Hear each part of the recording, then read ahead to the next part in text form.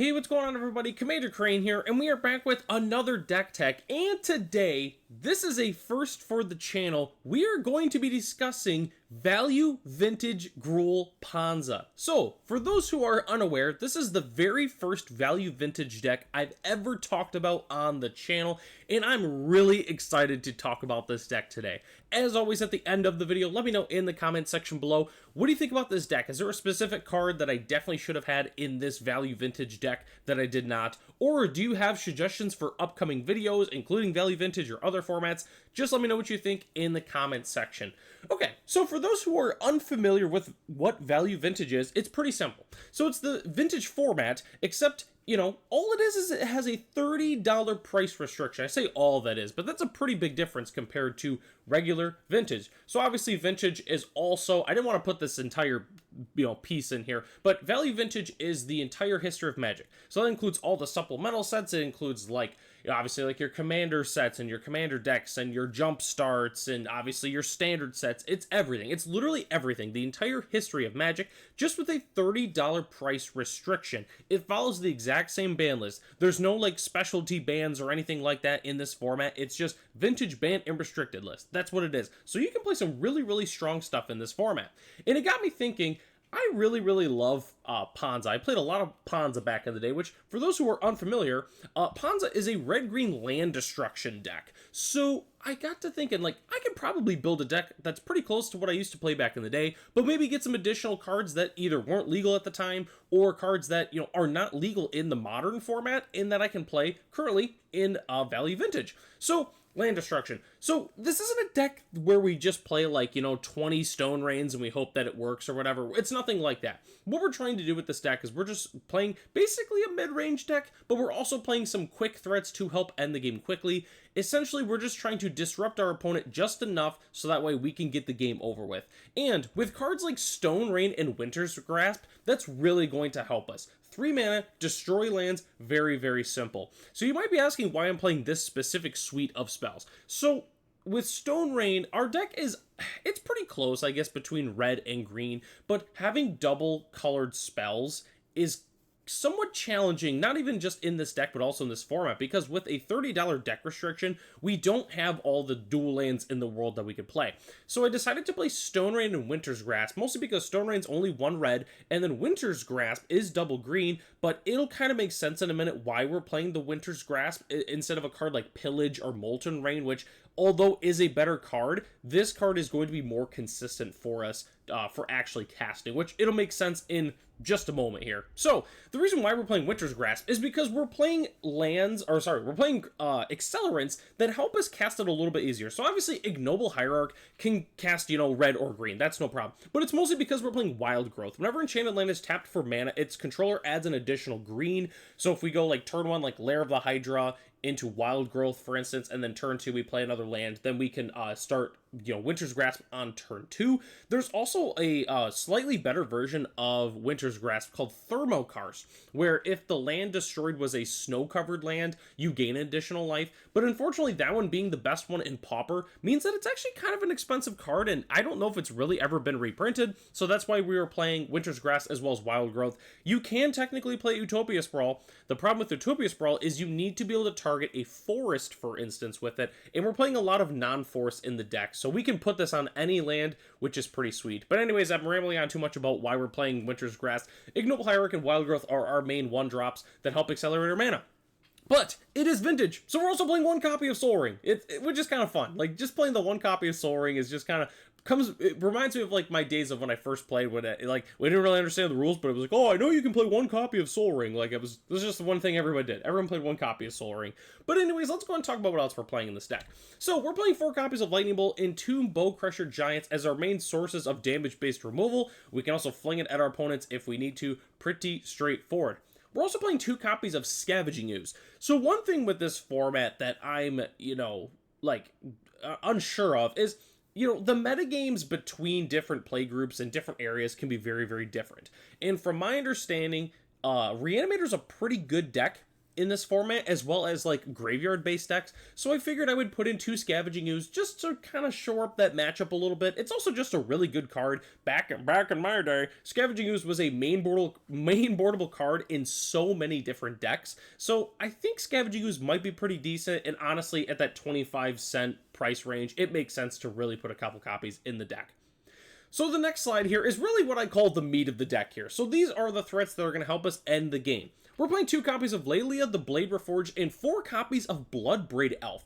So, cool thing with Lelia, so it says whenever one or more cards are put into exile from your library and or your graveyard, put a 1/1 counter on Lelia.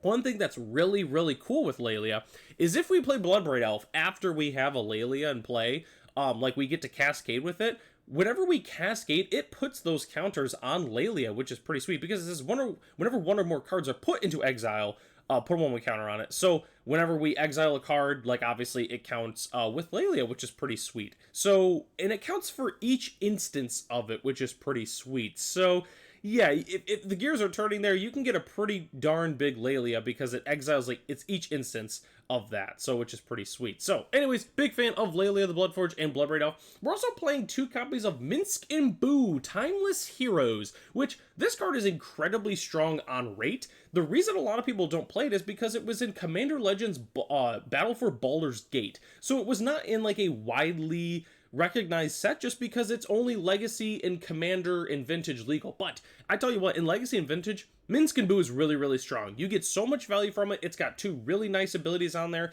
Every turn you get a 1/1 red hamster creature token, which is, I mean, it's a hamster. What's not to like about hamsters? Anyways, so although there's one more card I want to talk about with this deck. So, you know, one thing with this, I'm a very nostalgic person when I play Magic, right?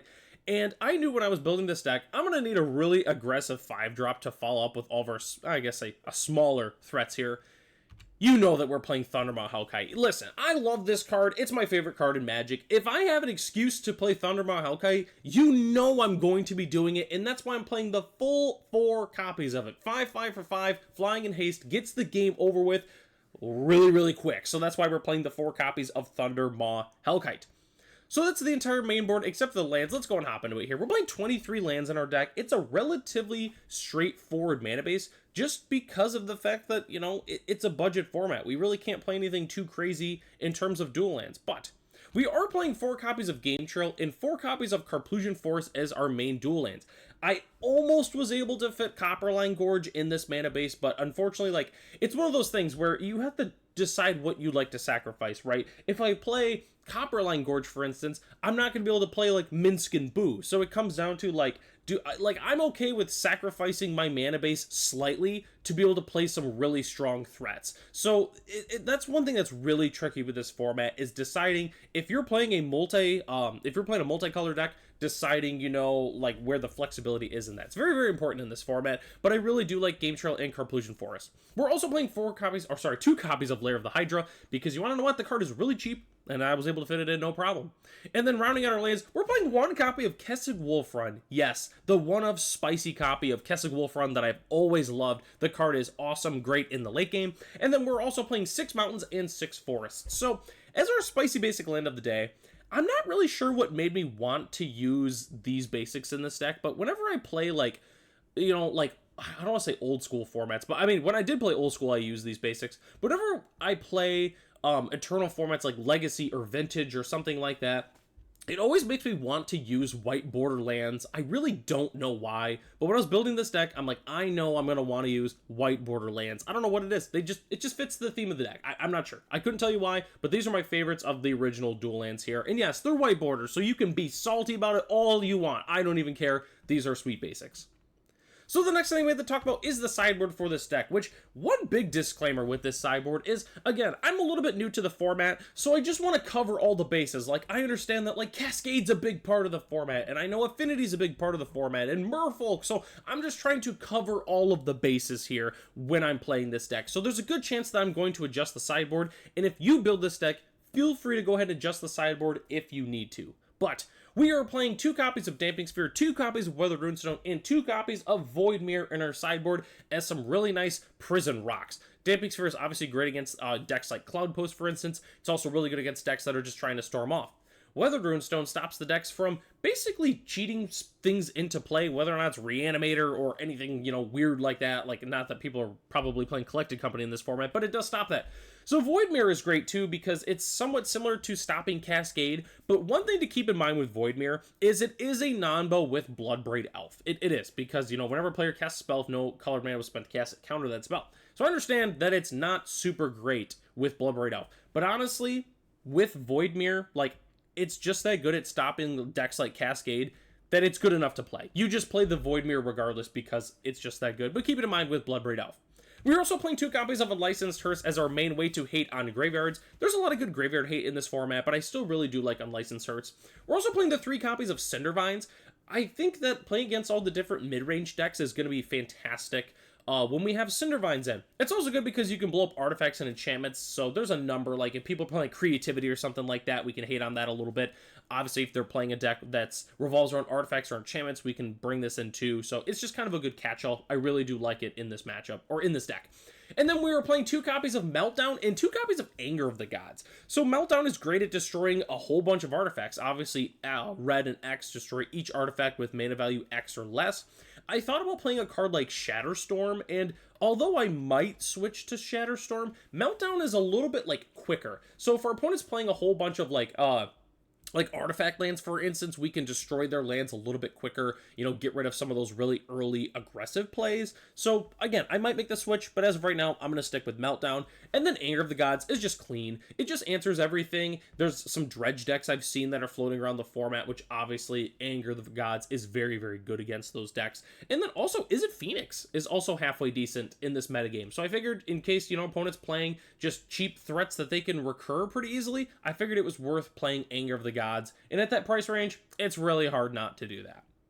So the next thing that I want to talk about is the tips and strategy for this deck. So I've just got 2 brief things I want to mention if you're looking to play this deck, and I would say that these tips are not necessarily just regarding value vintage. I would say it's just if you're looking to play Ponza in general. 2 really, really important things. After all, I used to play a lot of Ponza, had a couple good SEG top 8s and stuff like that in there, so I definitely want to mention this. A lot of people pick this deck up and they don't follow these principles, and then they wonder why the deck's not playing that well. So there's one thing that I think that's really important, and that is make sure we're destroying lands on early turns. Definitely value the hands where we have early land destruction, because after all, we're not trying to lock our opponent out of the game per se. We're not just trying to end the game with them at zero lands in play. We're just trying to, kind of essentially, this is the way I put Ponza. This is the way I always imagine it, is imagine you're racing with somebody, it's track and field. You're racing somebody and you're right when the race starts, you trip them a little bit. That's what we're trying to do. We're just trying to trip them enough so that way we can win the race. That's all we're doing. We're not trying to completely take them out of the race. We just want to trip them up. That's all we're trying to do. And Stone Rain and Winter's Grasp help us do that. So definitely prioritize destroying lands on the early turns. It's very important. Make sure we maybe, you don't have to always keep it, but if you've got a couple lands with an accelerant and a land destruction spell in your opening hand, generally that's going to be a keep pretty much all the time.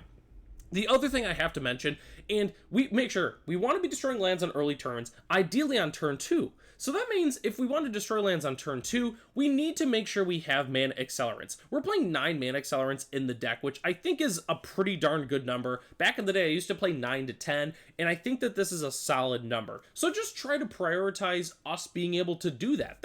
That's the only thing I had to mention here, is just make sure we're destroying lands on the early turns, and then we are also accelerating. Because after all, ideally, we have one of these on turn 1, we destroy a land on turn 2, and then turn 3, we start playing a Bloodbraid Elf, or we start playing Minsk and Boo, we start getting all of our big threats online, our opponent's down a land, we got a Planeswalker, we play a Bloodbraid Elf, and then a Lelia comes into play, we just have so much value. That's what we're trying to do with this deck. So I had to mention that because I've seen people keep 3 or 4 landers with 2 Stone Rains, and then they wonder why the deck's not very good. It's because you kept a really, really bad hand. So just wanted to mention that with this deck.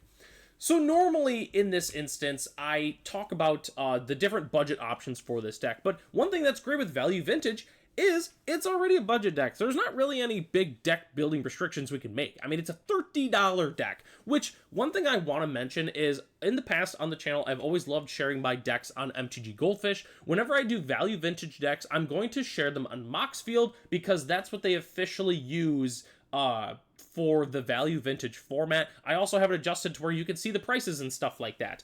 And that's really about all I got with Value Vintage. I'm really excited to delve more into this format. It seems really fun. For those who are longtime viewers of the channel, you all know how much I love budget decks. I just have a love with budget decks. I think having to build with a budget adds like another element into the game that's kind of like, I don't want to say different, but it's just like you play cards a lot of the time that you normally wouldn't see play, or maybe it's cards that are really strong, but then they get some different newer synergies that make it very interesting. And I think the format's really fresh. And a big reason that I decided to get into it is because one of my local stores is going to start supporting it very soon. So that's why I figured, hey, I think it'd be really fun if I started sharing that on the channel. I've always kind of been interested in it. I know we used to play $50 Legacy with the group that I used to play with very recently. And it was really, really fun. And I thought $30 Value Vintage just seems great. So that's why I'm really happy to announce that I'm going to be doing more of these videos moving forward. And that takes us to the end of the video here. Thanks so much for watching. The deck list is in the description below if you'd like to check it out for yourself. And I also want to mention, though, that it is also, I'm going to leave a link in the description with more information on the Value Vintage format if you're interested in checking that out. Huge shout out to our channel members, Ralph, Matt, Arcadius, Ray, Gary, Sirwan Loki, Michael D, our premium channel member, The Common Cold, Jeremy P, BG Stilts, and Darren M, also known as Servo Token. Huge shout out to Servo Token for helping me with this. They did consult with me on the deck here, so I did get some ideas. So huge shout out to Servo Token for helping me with this, who is a Value Vintage expert. So I'm very happy that I know somebody that's able to help me navigate through this very, very fun format. So I just wanted to give a huge shout out to that. And anyways, that's all I've got for you in this video. I'm Commander Crane. Thanks for watching this video, and hope to catch you in the next one.